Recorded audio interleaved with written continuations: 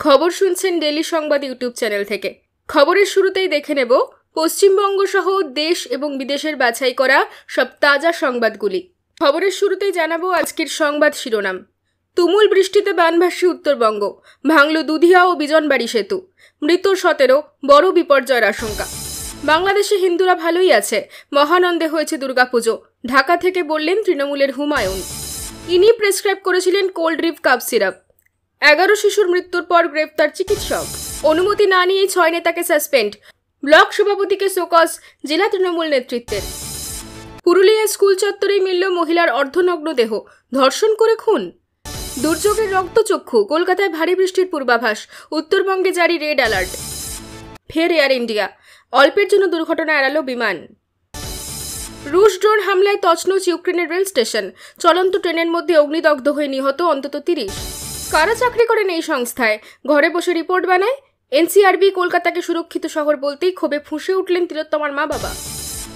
কোরআন অবমাননার অভিযোগ, ঢাকায় গণপিটুনির শিকার হিন্দু পড়ুয়া। আন্দোলন দমনে হাসিনা গুলি করার নির্দেশ দেন, ফোনের এমন কোনো কল রেকর্ড নেই, ট্রাইব্যুনালে জানালো সরকার।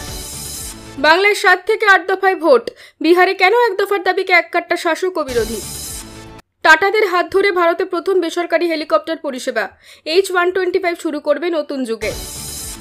রাতভর বৃষ্টি, বিপর্যয়, সোমবারই মুখ্য সচিবকে সঙ্গে নিয়ে উত্তরবঙ্গে যাচ্ছেন মুখ্যমন্ত্রী। প্যালেস্টাইনে ত্রাণ পাঠানোর দাবিতে প্রধানমন্ত্রীকে চিঠি এসএফআই এর, পথে বামেরা। প্রবল শক্তি বাড়িয়ে ধেয়ে আসছে শক্তি, ঘূর্ণিঝড়ের চরম সতর্কতা জারি করেছে হাওয়া অফিস। পরিকল্পিত দুর্ঘটনা, বিজয়ের জনসভায় পদপিষ্ট হয়ে মৃত্যুর ঘটনায় তোপ বিজেপি নেত্রীর। ধোলাহাটে ঘরের মধ্যে মহিলা ও 7 বছরের সন্তানের রক্তাক্ত দেহ, কাঠগড়ায় শ্বশুরবাড়ি, পলাতক স্বামী ও অন্যরা। ফুঁসছে নদী, জলের তলায় রাস্তা, রেললাইন, উত্তরবঙ্গ জুড়ে বিপর্যয়, বাতিল একাধিক ট্রেন। তিস্তার জল উঠে এলো রাস্তায়, ভাঙল সেতু, ধসে চাপা পড়ে মৃত 2, বেড়াতে গিয়ে আটকে পর্যটকরা। ভারী বৃষ্টিতে বিপর্যয় উত্তরবঙ্গে। দুদিন ভারত সফরে আসছেন ব্রিটিশ প্রধানমন্ত্রী। 9 অক্টোবর মুম্বাইয়ে প্রধানমন্ত্রী মোদীর সঙ্গে বিস্তৃত আলোচনা। নবান্নে খোলা হলো কন্ট্রোল রুম, রাত পোহালেই উত্তরবঙ্গে যাচ্ছেন মমতা। দ্রুত ব্যবস্থা নিন, উত্তরবঙ্গের পরিস্থিতি নিয়ে মুখ্য সচিবের কাছে আর্জি শুভেন্দুর। কার্নিভালের দিনেই শহরে বিজেপির মিছিল, দেখবি আর জ্বলবি, লুচির মতো ফুলবি, শুভেন্দুদের তোপ কুণালের।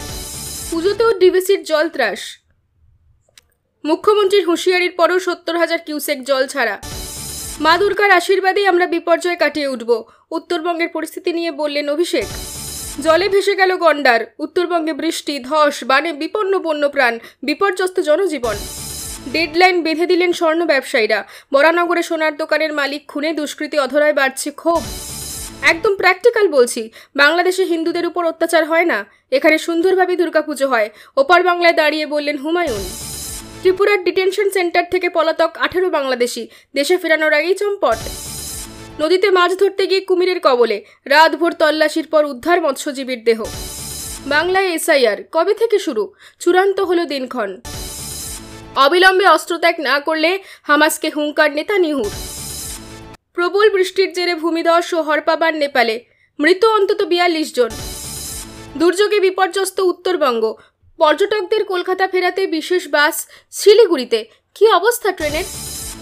বন্ধুর ডাকে বাড়ি থেকে বেরিয়ে গণধর্ষণের শিকার শিক্ষিকা, গ্রেপ্তার 4। এতক্ষণ শুনছিলেন সংবাদ শিরোনাম, এবার আসছি বিস্তারিত খবরে। ভিডিওটি ভালো লাগলে লাইক করুন এবং চ্যানেলটি সাবস্ক্রাইব করুন, কারণ প্রতিদিনের সেরা খবর আপনার হাতের মুঠোয় পৌঁছে দিতে আমরা আছি সদা প্রস্তুত। উত্তরবঙ্গ বিপর্যয়ে মৃত বেড়ে 17, নজর রাখছেন প্রধানমন্ত্রী, দিলেন পাশে থাকার আশ্বাস। পাহাড়ে প্রবল বৃষ্টি, বিপর্যস্ত উত্তরবঙ্গ ও সিকিম, একের পর এক এলাকায় ধস, ভেঙেছে দুধিয়া লোহার সেতু ও বিজনবাড়ি সেতু, মৃত বেড়ে দাঁড়িয়েছে 14। রবিবার সকাল থেকে বন্ধ একাধিক রাস্তা, মৃতের সংখ্যা ক্রমশই বাড়ছে। আরও বড় বিপর্যয়ের আশঙ্কা করছেন বিশেষজ্ঞরা। এই পরিস্থিতিতে রাজ্য সরকারের পাশে দাঁড়ানোর আশ্বাস দিলেন প্রধানমন্ত্রী। পরিস্থিতির ওপর নজর রাখা হচ্ছে বলে জানালেন সোশ্যাল মিডিয়ায়। পূর্বাভাস ছিলই, সেই মতো গত 3 দিন ধরে টানা বৃষ্টি হয়েছে দার্জিলিং, কালিম্পং, আলিপুরদুয়ার সহ উত্তরবঙ্গের প্রায় সব জেলায়। বৃষ্টির পরিমাণ বেশি ছিল পাহাড়ি এলাকাগুলিতে। টানা বর্ষণের ফলে মাটি আলগা হয়ে যাওয়ায় শনিবার রাত থেকে ধস নামতে শুরু করে। বন্ধ হয়ে যায় 10 নম্বর জাতীয় সড়ক। ধসে চাপা পড়ে জলে তলিয়ে মৃত্যু হয় একাধিক স্থানীয় বাসিন্দার। এখনো পর্যন্ত সঠিক সংখ্যা জানা যায়নি। তবে সূত্রের খবর 14 জনের মৃত্যু হয়েছে এ পর্যন্ত। সংখ্যাটা বাড়ার আশঙ্কা রয়েছে। বিপদসীমার উপর বইছে তিস্তা, জলঢাকা সহ প্রায় সমস্ত নদী। ধসের ফলে শিলিগুড়ির সঙ্গে ঋষিখোলা, পেডংয়ে যোগাযোগ বিচ্ছিন্ন রয়েছে। একই অবস্থা মিরিকেরও। সেখানে পরপর ধস নামায় এ পর্যন্ত 9 জনের মৃত্যু হয়েছে। পরিস্থিতি পর্যবেক্ষণ করতে আগামীকাল অর্থাৎ সোমবার উত্তরবঙ্গ যাচ্ছেন মুখ্যমন্ত্রী মমতা বন্দ্যোপাধ্যায়। নবান্নে খোলা হয়েছে 24 ঘন্টার কন্ট্রোল রুম। যে কোনো অসুবিধায় পাশে রয়েছে রাজ্য সরকার। উদ্ধার কাজও চলছে দ্রুত গতিতে। তিনি প্রেসক্রাইব করেছিলেন কোল্ড রিফ কাপ সিরাপ। 11 শিশুর মৃত্যুর পর গ্রেপ্তার চিকিৎসক। কাপ সিরাপ খেয়ে একের পর এক শিশুর মৃত্যু। কাপ সিরাপ আতঙ্কে একাধিক রাজ্যেই নিষিদ্ধ করা হয়েছে এই সিরাপ। এবার যে চিকিৎসক এই সিরাপ প্রেসক্রাইব করেছিলেন, যার কথা মতো ওষুধ খেয়ে 11 শিশুর মৃত্যু হয়েছে, তাকে গ্রেফতার করা হলো। রবিবার 5ই অক্টোবর ভোরের মধ্যপ্রদেশের চিন্দওয়ারা থেকে ডক্টর প্রবীণ সোনিকে গ্রেফতার করে পুলিশ। তিনি পিডিয়াট্রিশিয়ান। কাপ সিরাপ খেয়ে মধ্যপ্রদেশে যে 11 শিশুর মৃত্যু হয়েছে, তাদের অধিকাংশই এই চিকিৎসকের ক্লিনিকে এসেছিল বলে জানা গিয়েছে। তিনি কোল্ড রিপ নামক সিরাপটি প্রেসক্রাইব করেছিলেন। মধ্যপ্রদেশের সরকার শ্রীশন ফার্মাসিউটিক্যাল তামিলনাড়ুর কাঞ্চিপুরমের যে কোম্পানি এই কোল্ড সিরাপ তৈরি করেছে, তাদের বিরুদ্ধে অভিযোগ দায়ের করেছে। গতকালই মধ্যপ্রদেশে এই কোল্ড রিপ সিরাপ বিক্রি রাখা নিষিদ্ধ করে দেওয়া হয়। রাজস্থান, তামিলনাড়ুতেও নিষিদ্ধ করা হয়েছে এই সিরাপ। সিরাপের ল্যাবরেটরি পরীক্ষা করে জানা গিয়েছে কোল্ড রিপ সিরাপে 48.6% ডাইথিলান গ্লাইকল মেশানো হয়েছিল, যা নির্দিষ্ট সীমার অনেক বেশি। এর ফলে সিরাপ বিষাক্ত হয়ে ওঠে। এমনি এটা বিষাক্ত পদার্থ। তামিলনাড়ু ডিরেক্টরেট অফ ড্রাগ কন্ট্রোলের তরফে জানানো হয়েছে এই সিরাপ স্ট্যান্ডার্ড কোয়ালিটির নয়। তামিলনাড়ুতে কোল্ড রিফের পাশাপাশি নেক্সটকো ডিএস নামক আরেকটি সিরাপের বিক্রিও আপাতত বন্ধ রাখা হয়েছে।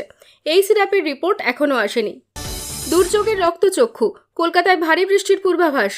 উত্তরবঙ্গে জারি রেড অ্যালার্ট। নিম্নচাপের মূল অংশ উত্তরবঙ্গে, শেষাংশ মধ্যবঙ্গ হয়ে দক্ষিণে। তার জেরে কলকাতা সহ দক্ষিণবঙ্গের প্রতিটি জেলায় সারাদিন ঘুরিয়ে ফিরিয়ে মাঝারি বৃষ্টি। দিনের কোনো কোনো সময় 2-1 পশলা ভারী বৃষ্টি। উত্তরবঙ্গে রেড অ্যালার্ট। অতি প্রবল বৃষ্টিতে আজ বিপর্যস্ত হতে পারে গোটা উত্তরবঙ্গ।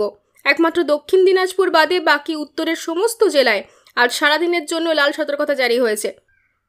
উত্তরবঙ্গের জলপাইগুড়ি, কোচবিহার এবং আলিপুরদুয়ার জেলার কোনো কোনো অংশে আজ 300 মিলিমিটার পর্যন্ত বৃষ্টি হতে পারে। লক্ষ্মী পুজোর দিন সোমবারে ভারী বৃষ্টি কোচবিহার এবং আলিপুরদুয়ার জেলাতে। বজ্রবিদ্যুৎ সহ বৃষ্টির সম্ভাবনা উত্তরের সব জেলাতে, সঙ্গে দমকা হাওয়া। এই বৃষ্টি চলবে বৃহস্পতিবার পর্যন্ত।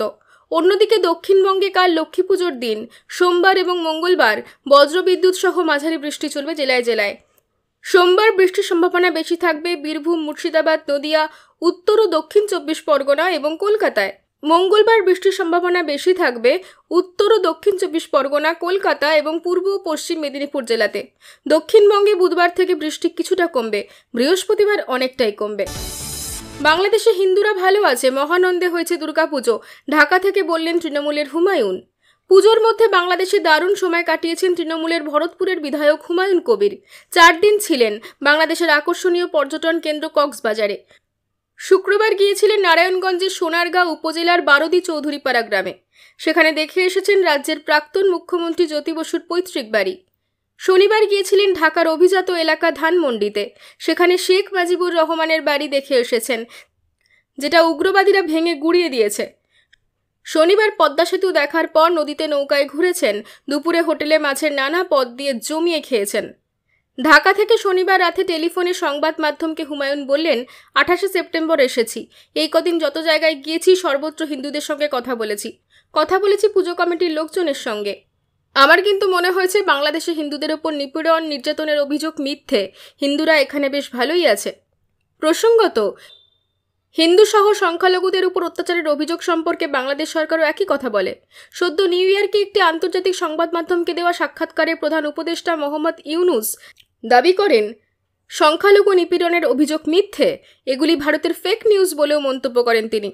প্রধান উপদেষ্টার ওই বক্তব্যকে কাটা ঘায়ে নুনের ছিটে মনে করেছেন হিন্দুরা।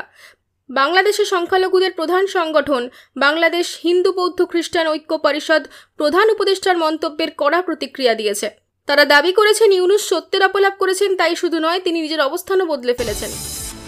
বাংলায় এসআইআর কবে থেকে শুরু? চূড়ান্ত হলো দিনক্ষণ।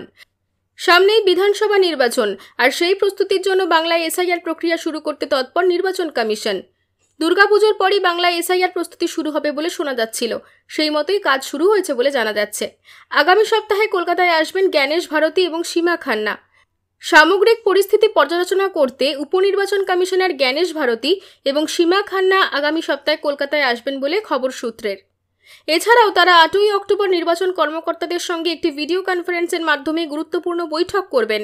এই সভায় সমস্ত জেলার নির্বাচন কর্মকর্তা এবং ইআরওদের উপস্থিত থাকার কথা বলা হয়েছে। বিএলও নিয়োগ নিয়ে প্রশ্ন তুলছে নির্বাচন কমিশন। নির্বাচন কমিশন ইতিমধ্যেই বুথ লেভেল অফিসার নিয়োগে নিয়ম লঙ্ঘনের বিষয়ে জেলাশাসকদের কাছে বিস্তারিত প্রতিবেদন চেয়েছে। অভিযোগ উঠেছে, স্থায়ী সরকারি কর্মচারীর পরিবর্তে মূলত তৃণমূল নেতাদের এই পদগুলিতে নিয়োগ দেওয়া হয়েছে। প্রায় 4500 বিএলও নিয়োগ নিয়ে ইতিমধ্যেই প্রশ্ন উঠেছে। বিজেপি এই কমিশনের প্রতি অভিযোগ জানিয়ে বলেছে, নিয়োগ প্রক্রিয়ায় কমিশনের নিয়ম মানা হয়নি।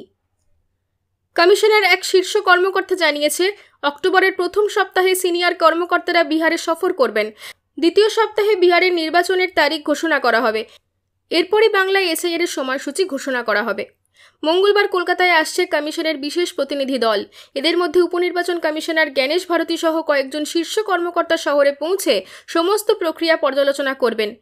নির্বাচন কমিশন বাংলায় এসআইআর নিয়ে যে তৎপরতা দেখাচ্ছে তা আগামী বিধানসভা নির্বাচনের জন্য গুরুত্বপূর্ণ বলে মনে করা হচ্ছে।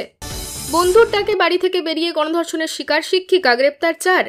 শিক্ষিকাকে অনুষ্ঠানে ডেকে গণধর্ষণের অভিযোগে উঠল বন্ধুসহ 4 জনের বিরুদ্ধে। অভিযোগ জানাতেই 4 জনকে গ্রেপ্তার করেছে পুলিশ। তদন্ত শুরু করেছে পুলিশ। 1 অক্টোবর গভীর রাতে ঘটনাটি ঘটেছে গুরুগ্রামে। নির্যাতিতা পেশায় শিক্ষিকা, বয়স 29 বছর। তিনি তার স্বামীর সঙ্গে শহরে থাকেন। গত সেপ্টেম্বর মাসে গৌরব নামে এক যুবকের সঙ্গে একটি পার্টিতে নির্যাতিতার সঙ্গে আলাপ হয়। ক্রমে ঘনিষ্ঠতা বাড়ে, তাদের মোবাইল নাম্বার আদান প্রদানও হয়। বেশ কয়েকবার তারা দেখাও করেন বলে পুলিশ সূত্রে জানা গিয়েছে। চলতি মাসের 1 তারিখ গৌরব নির্যাতিতাকে দেখা করার কথা বলেন। যুবতী রাজি হলে যুবক তার বন্ধু নীরজের বাড়িতে যেতে বলেন। গভীর রাতে সেখানে পৌঁছন যুবতী। সেখানে গৌরব তাকে ধর্ষণ করে বলে অভিযোগ। তিনি সাহায্যের জন্য ডাকলে গৌরবের আরও 3 বন্ধু তাকে ধর্ষণ করে বলে অভিযোগ। এই ঘটনার পরের দিন সকালে থানায় অভিযোগ করেছেন যুবতী। নামে 4 জনকে গ্রেপ্তার করেছে পুলিশ। কুরআন অবমাননার অভিযোগ, ঢাকায় গণপিটুনির শিকার হিন্দু পড়ুয়া। ফেসবুক পোস্টে ইসলাম ধর্ম অবমাননার অভিযোগ। জনতার বিক্ষোভের মুখে পড়লেন ঢাকার এক পড়ুয়া। কুরআন অবমাননার অভিযোগে ঢাকার নর্থ সাউথ বিশ্ববিদ্যালয়ের এক পড়ুয়াকে গণপিটুনি দেওয়া হয়েছে। খবর পেয়ে ঘটনাস্থলে পুলিশ গেলেও বিক্ষুব্ধ জনতার হাত থেকে ওই পড়ুয়াকে উদ্ধার করতে প্রায় হিমশিম খেতে হয়। প্রায় 2 ঘন্টার চেষ্টায় পরিস্থিতি সামাল দেওয়া সম্ভব হয়েছে। পরে ওই হিন্দু ছাত্রকে পুলিশ হেফাজতে নিয়েছে। জানা গিয়েছে, তার ফেসবুক পোস্ট খতিয়ে দেখে ইসলাম ধর্ম অবমাননার প্রমাণ মিলেছে। ঘটনাটি ঘটেছে শনিবার রাতে। পুলিশ সূত্রে খবর, অপূর্ব পাল নামে ঢাকার এক পড়ুয়া ফেসবুকে কোরআন অবমাননামূলক পোস্ট করেছে বলে অভিযোগ ওঠে। তার সেই পোস্টের বিরোধিতায় বেশ কিছু ভিডিও ফেসবুকে ভাইরাল হয়। তা নিয়েই অশান্তির সূত্রপাত। অপূর্বকে গ্রেপ্তারের দাবি ওঠে। এর মধ্যে রাত 1টা নাগাদ অপূর্ব পালের বাসার সামনে জড়ো হয়ে থাকেন ক্ষুব্ধ জনতা। খবর পেয়ে সেখানে গিয়ে ওই শিক্ষার্থীকে হেফাজতে নেওয়ার চেষ্টা করে ভাটারা থানার পুলিশ। প্রথমে তাকে আটক করতে জনতার সহায়তায় চায় পুলিশ। জনতা সাহায্যের আশ্বাস দেওয়া হয়। তারপর পুলিশ অপূর্বকে আটক করে থানায় নিয়ে যাওয়ার চেষ্টা করলে পরিস্থিতি উত্তপ্ত হয়ে ওঠে। উত্তেজিত জনতা অপূর্বকে পুলিশের হেফাজত থেকে ছিনিয়ে নিয়ে মারধর করতে শুরু করে বলে অভিযোগ। পরিস্থিতি নিয়ন্ত্রণ করতে পরে বাড়তি পুলিশ ডেকে আনা হয়। রাত প্রায় 2:45 নাগাদ অপূর্বকে জনতার হাত থেকে উদ্ধার করে পুলিশ। তাকে হাসপাতালে ভর্তি করা হয়। পুলিশ জানিয়েছে, জনতার মারধরে আহত ওই শিক্ষার্থী বর্তমানে ঢাকা মেডিকেল হাসপাতালে চিকিৎসাধীন রয়েছে।